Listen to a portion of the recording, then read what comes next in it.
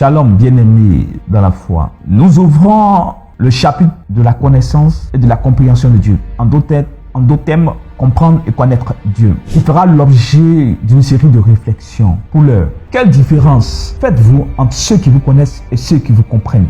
Bien évidemment, on ne prête pas attention pour juger de l'effet pertinent de cette nuance qui se dresse sur le parcours de notre vie et qui se mêle de façon malheureuse ou heureuse à notre histoire. Connaissance et compréhension déterminent tout le sujet de notre existence. Vous découvrirez avec moi en écoutant la suite de ma pensée inspirée. On peut connaître un être et ne pas le comprendre. Le comprendre nous aide à mieux le connaître. Connaître un être implique que nous avons la révélation de sa nature intérieure. Comprendre suppose que nous avons la juste analyse de sa pensée voilée et exposée. De cela, il sera peut-être aisé de comprendre que par amour, on peut faire du mal sans connaître, si connaître est égal à savoir. Mais du mal, on ne peut rien tirer, aucun amour. Ce qui est sûr, vos actes seront portés à jugement.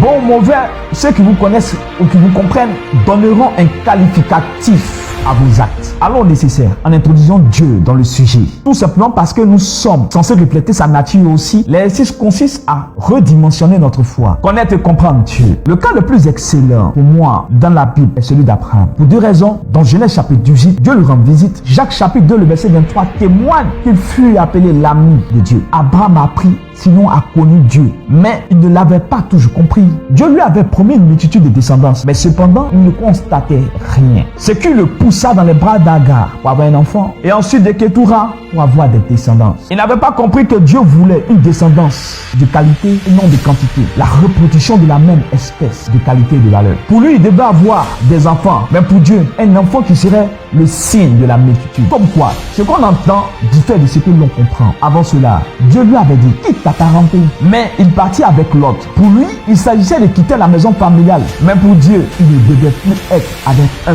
membre de sa famille. En ce sens, vous conviendrez avec moi que d'un point de vue spirituel, connaître, c'est cerner la personnalité et reconnaître la présence de l'être. Comprendre, c'est interpréter le langage de l'être dans la limite exacte de sa pensée.